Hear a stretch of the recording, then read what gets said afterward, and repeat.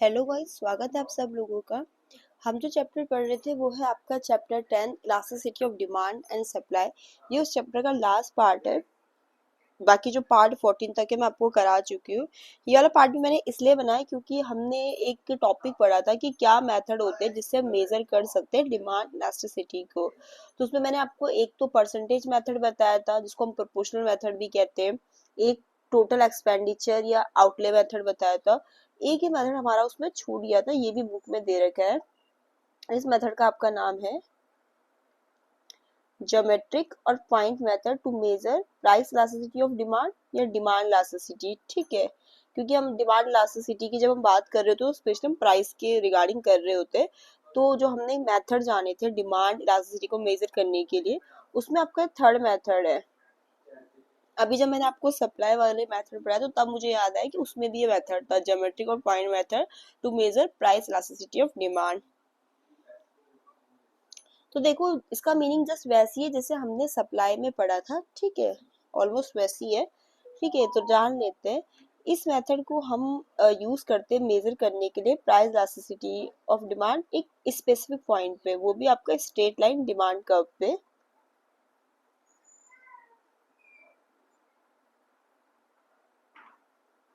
तो this method is use to measure the price elasticity of demand. हमें जैसे specific point पे जैसे मेजर करनी है, वो भी हमारे डिमांड कर्व पे, तब इस मेथड का हम यूज करते हैं। जैसे हमने सप्लाई में पढ़ा था तब एक स्पेसिफिक पॉइंट पे सप्लाई कर्व पे मेजर करनी होती है।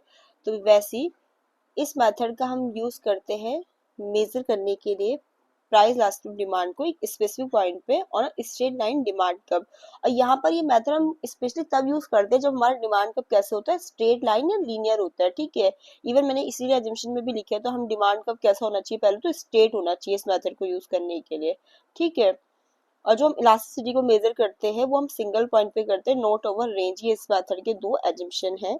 इस मेथड का जो आपका फॉर्मूला है इलास्टिसिटी ऑफ डिमांड को मेजर करने के लिए, वो है lower segment of the demand curve divided by the upper segment of the demand curve. याद हो आपको कि जो हमने यही मेथड जो हमने इलास्टिसिटी ऑफ सप्लाई में पढ़ा था उसका फॉर्मूला भी जस्ट ऐसे ही था। वहां पर डिमांड कर्व की जगह क्या आ गया था, आपका सप्लाई कब आ गया था। यहाँ पर आपका डिमांड के रिगार्डिंग बात करें तो इसलिए डिमांड आएगा। तो फॉर्मूला है आपका lower segment of the demand curve upon upper segment of the demand curve. अब डायग्राम देख लेते हैं, डायग्राम से चीज हमें और अच्छे से समझ में आएगी। ये हमारा डायग्राम है, इसमें आपका वाई एक्सिस पे तो आपके प्राइस आ जाएंगे और एक्स एक्सिस पे आपकी क्वांटिटी जो है वो आ जाएगी जो डिमांड की जाती है। ये हमारा डिमांड कर्व है, ए भी हमारा डिमांड कर्व है। ठीक है, और ये हमने एक पॉइंट पी लिया है आपके डिमांड कर्व पे, जिस इसी इसी पॉइंट पे हमें जो है प्राइस इलास्टिसिटी ऑफ डिमांड को मेजर करना है। ठीक है, तो अगर हम पॉइंट पी से नीचे डॉट डॉट डॉट डॉट करके लाइन ड्रॉ करेंगे तो जो ये एरिया ये हमारा क्या है, लोअर सेगमेंट आ जाएगा जिसको हम बोलेंगे पीवी। अब वहीं पर अगर जो ये है इधर वाला है आपका डॉट डॉट करके, तो ये हमारा आ गया अपर सेगमेंट जिसको हम बोलेंगे पीए। तो इसी फॉर्मूले से हम निकालते हैं आपके इलास्टिसिटी ऑफ डिमांड। इसमें आपका क्या आएगा, जो आपका लोअर सेगमेंट है डिमांड कर्व का वो ऊपर आ जाएगा जो है आपका पीबी, और जो अपर सेगमेंट है डिमांड कर्व का वो नीचे आ जाएगा जो है पीए। तो इससे हम क्या बोलते हैं, आपका इलास्टिसिटी ऑफ डिमांड को मेजर कर लेंगे।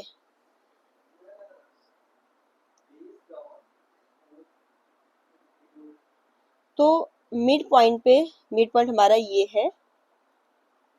तो इलास्टिसिटी ऑफ डिमांड यहाँ पर कितनी होगी, 1 होगी। मीन्स 1 है तो मतलब यूनिटरी इलास्टिक है।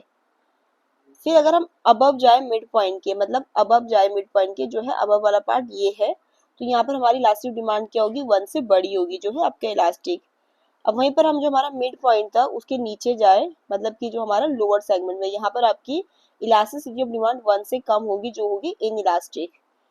और एट द प्राइस एक्सिस जो हमारी इलास्टिक डिमांड होती है वो इन्फिनिटी होती है। प्राइस एक्सिस की बात करें तो ये वाली एक्सिस, अगर इसी को वैसे आगे आगे आगे आगे ऐसे करके डॉट डॉट करें और यहाँ पर हम कोई बिंदु ले लें के, तो इस बिंदु पे हमारी जो इलास्टिसिटी ऑफ डिमांड है वो क्या होगी, इन्फिनिटी के इक्वल होगी।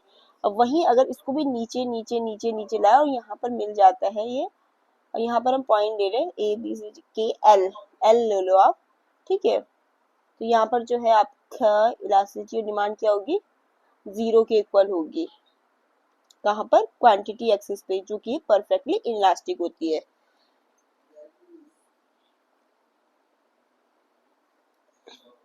तो आई होप आपको ये मेथड समझ में आ गया होगा। एक बार क्विक रिवीजन कर लेते हैं। ज्योमेट्रिक और पॉइंट मेथड, जिसको दो नाम से जानते हैं, एक मेथड होता है जिससे हम मेजर कर सकते हैं प्राइस इलास्टिसिटी ऑफ डिमांड की। इस मेथड को हम यूज करते हैं जब हमारा जो डिमांड कब होता है वो स्ट्रेट लाइन होता है, ज्यादातर हम उसी समय इस मेथड को स्पेशली यूज करते हैं। इस मेथड में हम मेजर करते हैं प्राइस इलास्टिसिटी ऑफ डिमांड को एक स्पेसिफिक पॉइंट पे, डिमांड कर्व पे, जिसका फॉर्मूला आपका होता है lower segment of the demand curve is divided by the upper segment of the demand curve. Assumption हमने इसमें ली कि हमारा डिमांड कर्व एक स्ट्रेट लाइन है और इलास्टिसिटी हम मेजर करते हैं सिंगल पॉइंट पे, ना कि रेंज पे। फिर हमने डायग्राम में कंसीडर किया कि ए बी हमारा एक स्ट्रेट लाइन का डिमांड कर्व है, ठीक है, और हमने एक पॉइंट पी लिया उस पे, जहां पर हम मेजर करेंगे इलास्टिसिटी ऑफ डिमांड को, ठीक है, जिसमें हमारा लोअर सेगमेंट क्या आएगा, जब हम पी से नीचे की ओर डॉट डॉट डॉट डॉट बनाते हैं, कहाँ पर जो हमारा क्रॉस करता है यहाँ पर क्वांटिटी एक्सिस पे, तो इसको हम लोअर सेगमेंट कहते हैं। और जब यही डायग्राम हम डॉट डॉट डॉट डॉट करके आपका इधर को ड्रॉ करते हैं, तो ये हमारा क्या कहलाता है? Upper segment. तो पीबी को पीए से डिवाइड करेंगे तो हमारा इलास्टिक डिमांड मिल जाएगा। फिर हमने जाना कि मिड पॉइंट पे हमारा जो मिड पॉइंट पे हमारी जो इलास्टिक डिमांड है 1 के इक्वल होती है, तो जब हमें पता है 1 के इक्वल होती है तो वो यूनिट इलास्टिक होती है। मिड अबव मिड पॉइंट के ऊपर जो है इलास्टिक डिमांड 1 से बड़ी है तो वो इलास्टिक है। बिलो मिड पॉइंट क्या है? वो आपकी 1 से कम है तो वो इसलिए इनइलास्टिक है। और अगर हम प्राइस एक्सिस पे बात करें यहाँ पर, तो यहाँ पर हमारा ईडी इन्फिनिटी के इक्वल है, जो कि क्या हुआ? Perfectly elastic. और अगर हम वाई एक्सिस पे बात करें यहाँ पर, जो कि हमने पॉइंट एल लिया, तो यहाँ पर हमारी जो इलास्टिक डिमांड है 0 के इक्वल है, जो है आपका परफेक्टली इनइलास्टिक। तो आज की वीडियो में इतना ही। वीडियो पसंद आए तो लाइक शेयर सब्सक्राइब जरूर करें। ये हमारे चैप्टर की लास्ट वीडियो थी, 11 चैप्टर भी हमारा कंप्लीट हो चुका है। Thanks for watching.